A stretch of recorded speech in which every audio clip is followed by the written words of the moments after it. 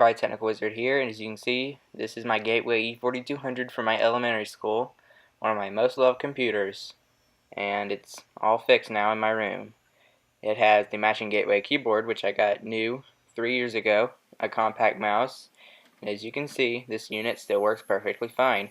It has a 650 MHz processor, a 20 GB hard drive, 192 MB of RAM, and runs Windows XP Professional.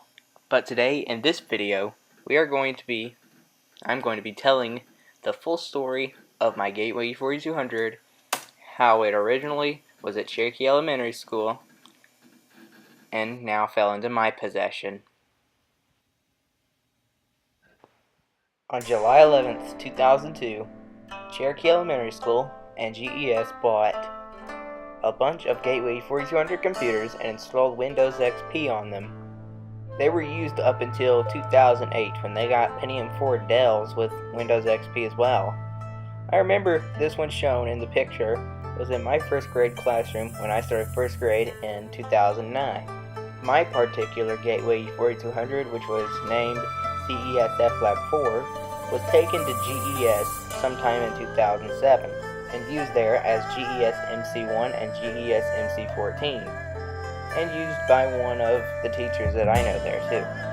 The story of how I knew about it was because when I went to Cherokee Elementary School, which was 3rd through 5th grade in 2012, I was in 4th grade in 2012 to 2013, and sometime around the end of the first semester or the beginning of the second semester, I saw it and a few other computers. Like I saw a bunch of Dell computers, Pentium 4s, a Compact Desk Pro, and the Gateway 4200 beside it.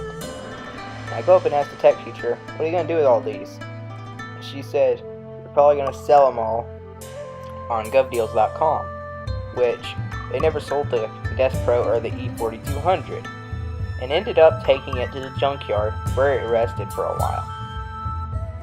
On February 27th, 2016, which is this year, me and my friend of mine, Andrew Rouse, went to the junkyard, which is where we get a bunch of our hard drives, CD drives, and parts.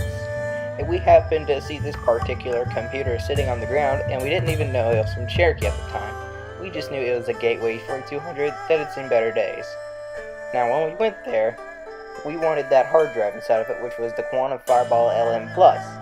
So we ripped the front plastics off so we could get to the screws. And the back of plastics we had to tear off too so we could actually get the screw out because it was in there so much. And we ended up ripping the case up a bunch, as you could see in previous episodes of Surviving 2016. And we took the hard drive out and left it to rot for a while in the junkyard. After spring break on March 27th, 2016, I got back from Orange Beach. I got the Quantum Fireball LM Plus hard drive and plugged it into the Gateway E3200. And I realized that it had Windows XP on it, which I didn't know it had before because I'd never tried it. I just knew that it spun up and wasn't failing. And when it got to the login screen, I saw a prompt that says press Ctrl-Delete to log in. I'm like, who would put this there? When I hit the Ctrl-Delete, it shows a thing that says LAN is monitored by GCBOE. I'm like, whoa, that's my school. And the login screen looks kind of like this. And the second after I saw the login screen where it said GCBOE and CESF Lab 4, I realized that that was the computer that I saw about 3 years ago at Cherokee Elementary School.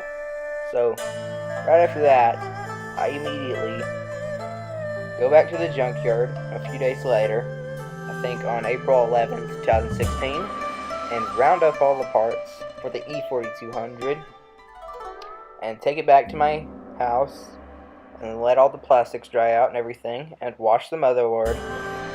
And the next day, April 12th, 2016, I power it up, hook to another power supply, and surely enough, it comes up. Restoring this unit took me a few days, but in the end, I thought it was so worth it. And now, I will show the picture of what it looks like when it was restored. As you can see, this is not completely restored, as I thought it was. One side of it was still missing, and there was a huge chunk taken out of the front. and one of the covers to the front of it was missing, as well as one for the floppy drive on the bottom. But the floppy drive was in a top slot, so that's why there was a cover there in the first place. This unit did work, but I wanted to get rid of the case because it was falling apart a lot, and I wanted to buy another one for it. So on May 26, 2016, I take all the parts out and junk the case. Time has passed, and a few weeks after that, before the 4th of July, I was looking on eBay and came across a Gateway E4200 missing a hard drive. And I think to myself, I can get the price down on it and buy it and strip it out and put my parts in it, and it'll be working again. So I go and buy the case and put all my parts in it, and sure enough, it looks great. 16 years later, after being bought by Cherokee, thrown in the junkyard, made working again by me, this is the Gateway E4200 as of today, sitting on my desk inside of my room. And now I will show a video of this unit starting up as of today.